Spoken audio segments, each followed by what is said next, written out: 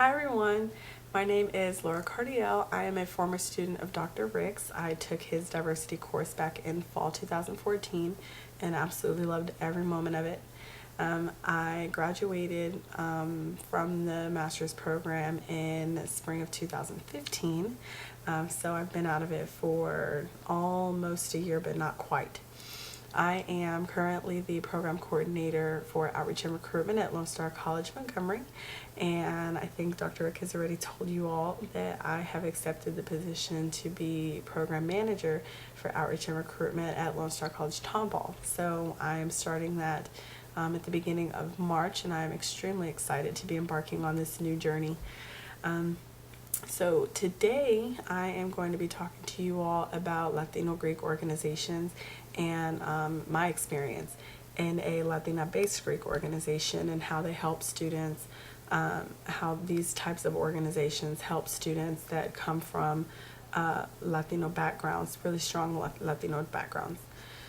So the first thing that I think is really important to note is that these Latino-based organizations are extremely family-oriented. In Greek life, there are what we call mainstream organizations, which are predominantly Caucasian. They usually range in numbers from 50 to 80 to 100 to 200 to 1,000 or more members, depending on what campus you're on. At Sam Houston, they have a minimum number of members of, I think last I knew it was 80, and they were talking about pushing it up to 100, and that's the minimum number of members that they were required to have to be in good standing at the university. With ethnic-based organizations, at Sam Houston, for example, they range in numbers from 4 to maybe 15, no more than 20. Nationally, these organizations range anywhere from 4 to maybe about 25, but to see in a Latino-based Greek organization with more than 25 members is extremely rare, because we like to have the opportunity to really get to know each other and form those family ties to the members of the organization. I can tell you from experience, I am still heavily involved with my organization. There has only been one semester that I have not had an officer position at some level, whether it was with the chapter, with the region, with the area, whatever it was.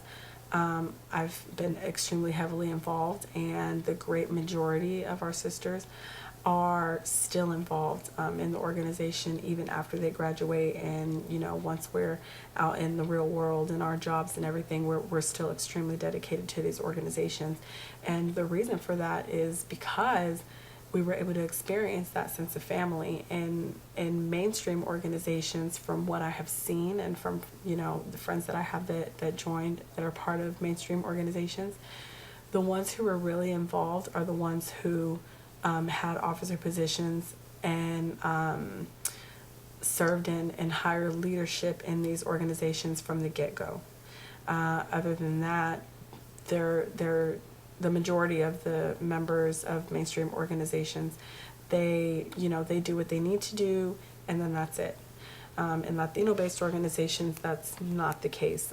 We join these organizations understanding that they're a lifetime commitment. It's a lifetime commitment for us, and we are extremely dedicated, and probably 95% of us take that very seriously. So you'll still see us wearing our letters everywhere, and just because that's what we do. We're extremely proud. We're proud groups of people, so we like to show it off. I think that joining a Latino-based organization was extremely beneficial to me, because my family back home, they live in the Pasadena area. All they speak is Spanish. All the music they listen to is Spanish. So going to Huntsville, I didn't hear that or see that anywhere anymore, and I kind of felt like a fish out of water, which was new for me, because I've lived in so many different states. Well, I've lived in 4 different states, and Sam Houston was school number 10, so I'd met a lot of people, and this was the first time that I really felt like a fish out of water, because everywhere I lived, I was so used to being around Latinos all the time now. And, from the age of, 8 till 18, whenever I left for college, that was all I was used to. So going up to Huntsville it was really different for me. And I was born in Tennessee, where, it's all Caucasian. We were probably the only Hispanic family there at the time I was born. But we only lived there for a few years, and then we left. And ever since then, I had been around all Latinos my whole life. So it was really different coming to Huntsville. I think that joining Lambda Theta Alpha, which that's the organization I joined, Lambda Theta Alpha Latin Sorority Incorporated, I think joining the organization, I was able to keep my ties to my culture. These ladies, the ones who spoke Spanish, would speak Spanish every now and then, which kind of, made me feel like I was back home. And, they ate a lot of the foods that I liked, and cooked a lot of the foods that I liked, and, listened to some of the music that I liked and things like that. So we just had all these things in common that were all culture-based from our families. And that was kind of what brought us together to be a lot closer, because we were able to kind of rely on each other to be that stone, that traditional stone that we love so much and that we miss whenever we're away from home.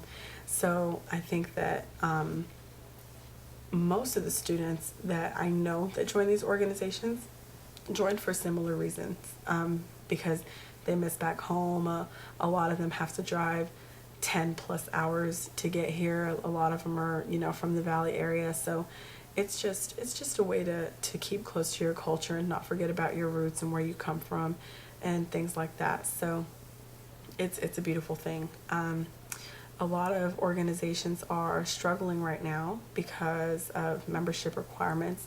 A lot of universities are starting to require these organizations to have 10 plus members, 15 plus members or more, which is hurting us, because we're losing, they're kind of forcing us to lose that close sense of family that we have, because there's so many of us. And it's like you have to choose between fulfilling all the requirements of the university based on community service hours, money that you donate, educational programs, all that kind of stuff, recruitment, getting enough people to reach the minimum, and you don't have time to get to know the people who are in the organization. Then it makes it more business based than family based, and that's just not what we are. We love the community service, we love philanthropy, we do anything and everything that we can to help out whatever causes it is that we're dedicating our time to it at that moment.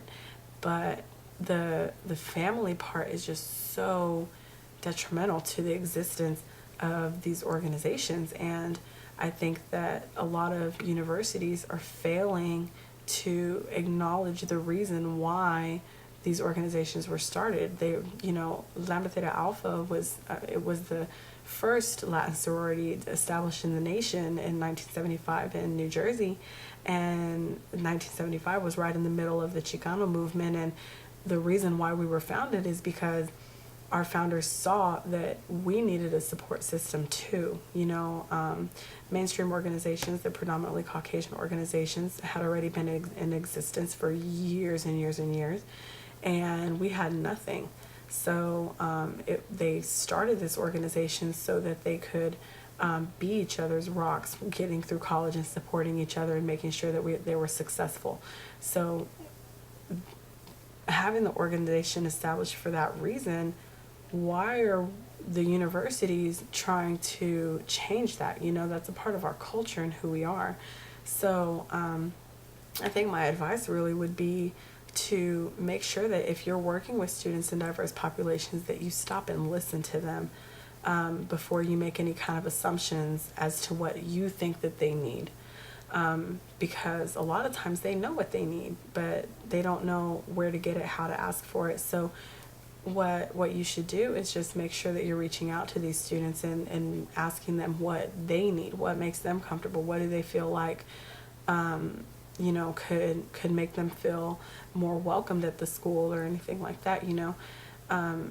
don't just assume that because one student said, oh, this would make my stay better, or this would make my life at college better, or maybe if we had a Mexican restaurant, or maybe if we had Mexican cuisine served at the university or anything like that. Just because one person says that that's what will make it work for them doesn't mean that that's going to work for somebody else. So just listen to them and where they come from, because it's even within the Latino culture, it's so diverse, and people have so many different traditions and customs that they're used to.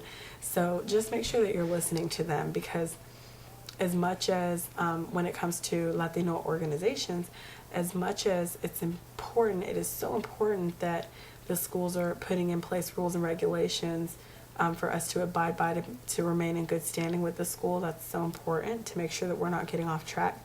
It's also important to make sure that you're understanding why organizations run the way that they run.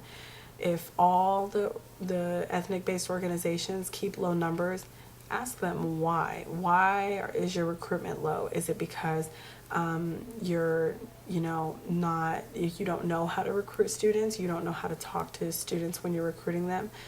Is it because your attitudes are kind of a little bit negative? Or do you come off as negative, or is there another reason for it?